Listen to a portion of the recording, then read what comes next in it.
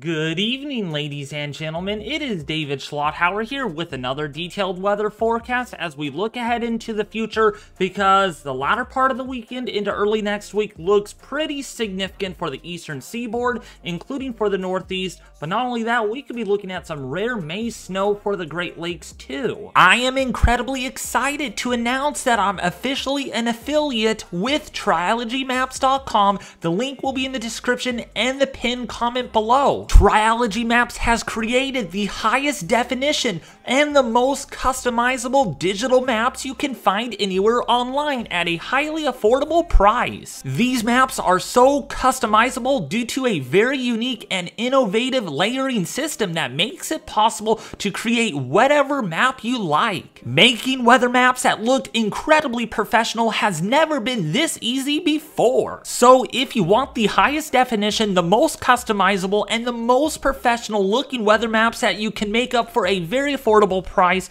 go ahead and check out TriologyMaps.com. Again, also be sure to use my 20% off discount code by going to TriologyMaps.com and then entering the code DAVID before finalizing your purchase. So first things first, let's take a look at the latest HRRR model for this evening into early Thursday morning across the deep south, because that linear MCS will propagate into eastern Texas and then eventually reaching the Louisiana region and the Mississippi region by as early as say 2 or 3 in the morning. So going forward here for about 6 in the morning, we do have some of that broken linear MCS with a few semi-discrete storms that could develop as a marine warm front develops from, say, Baton Rouge, Louisiana northward, and then that line is going to continue to propagate further east into the panhandle of Florida, southern Alabama, and Georgia by about 2 in the afternoon Eastern or Central Daylight Time and 3 in the afternoon Eastern Daylight Time. And that's going to continue to bring some showers, some thunderstorms, maybe some large hail, and some gusty winds with that, and even a threat for tornadoes too, especially right along the Gulf Coast where the tornado threat will be maximized. So that line goes offshore off the Georgia coast, impacting central Florida like Orlando, Florida, as early as, say, about 11 o'clock on Thursday in the evening. And then look at that, more storms probably erupt early on with some air mass type convection expected from Mississippi by late Thursday into early Friday morning. And then that system moves out, and that's going to bring in some moderate to heavy rain perhaps for early Friday morning.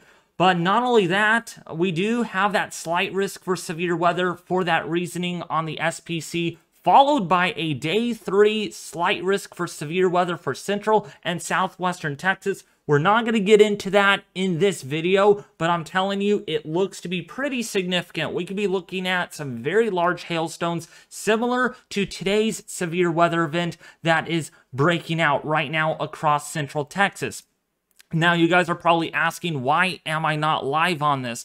That's because I am waiting from Direct Weather about a conference meeting tonight, and he's taking pretty long to respond, so I thought it would be best that I sneak in a quick video here before he calls. So this video is, of course, going to be very short and not as detailed as my other videos, but to say the least, it's at least a weather forecast for you all.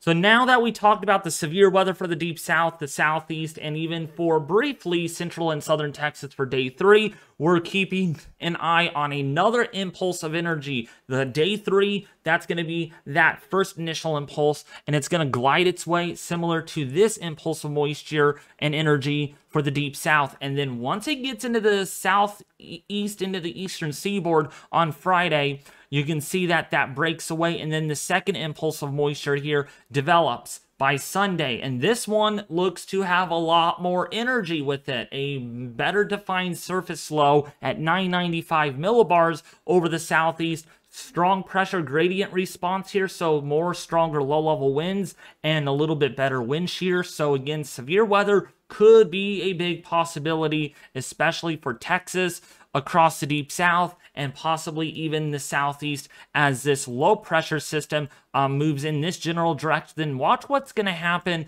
by, say, Monday and Tuesday. This surface low is going to undergo some baroclinic deepening, and you can see there moderate to heavy rainfall, maybe some flood impacts, some strong damaging winds associated with this system, because we're going to have a lot of pressure gradient winds as the surface low deepens, because look where it's located. We have the cold air aloft here, the 540 line. That's the blue line that you see there. And then, of course, we got our warm air advection, so a very dynamic system as this surface low undergoes baroclinic deepening, because it's in the right front quadrant of this negatively tilted trough. So the system is able to feel the greatest amount of baroclinic ascent, a lot of deepening that occurs with it. We're not talking about snow for this northeast or for the eastern seaboard, but we're talking about some heavy rainfall that will lead to flood problems as that low kind of undergoes that deepening. And then look at that for Maine, heavy rainfall, maybe some snow though. Then on the backside of this, across Michigan, and yes, northern Wisconsin. This is May 1st, by the way. Some rare late season snow for early May. We can call it the May gray because the skies are going to be gray, but we can call it May white, snow lovers white, right? It's kind of a little nursery rhyme there, and that's going to bring in a lot of impacts, and that system is out of here by May 3rd. So how much rainfall could you expect with this system? Well, anywhere between 2 to 4 inches across the southeast and the eastern seaboard, with 1 to 3 inches of rain across the northeast and even for portions of the Ohio Valley. How much snowfall for the upper Great Lakes? Well, it could be quite a bit, especially over portions there of Quebec, Canada. If I got my states right there, either Ontario or Quebec, whatever you're looking at there, it's a foot of snow potentially that is anticipated. Northern Wisconsin, yeah, very significant amounts of snow there, possibly 2 feet of snowfall, and just to the north of that, possibly even 3 or 4 feet of snowfall in a localized area. So lake effect enhancement could be possible with this.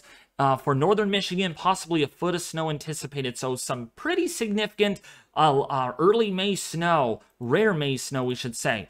Now, another impact that the system is going to bring is some cold Arctic temperatures that are anticipated. So let's kind of fast forward on the European model. So by Sunday, another shot of cold air comes in out of the north into Wisconsin, into the Midwest. Temperatures could be anywhere between 15 to 25 degrees below average. So some pretty chilly numbers for May 1st. I mean, it's going to feel like winter there for many people that are already not so much used to the cold now. You've been so warm in the long term that your bodies are not going to adapt well to this. And look at this. Temperatures even getting close to 28 degrees below average over the Ohio Valley, Indiana, even Pennsylvania there, West Virginia. Very cold across that upper Midwest, northeastern corridor, and then the cooler air sticks around all the way through May. Cinco de Mayo be pretty chilly for some, while others for the Northwest, it's going to probably be a nice warm Cinco de Mayo, but of course this is pretty far out. California, you're going to love the below average temperatures. They're coming back. By the early part of next week, we are thinking now maybe Monday, the temperatures will drop rapidly as we get that trough of low pressure kind of cutting off from the overall jet stream. So yeah, there are changes coming, and the first initial change will be that big storm system that is going to cause a lot of problems, flooding, strong winds, severe weather, that sort of thing by Sunday and Monday and Tuesday next week with heavy lake effect snow. Could be also another problem out of this. That is going to do it, folks. Thank you all for watching. Share, like, and subscribe, and I'll be back with you more tomorrow with another weather forecast.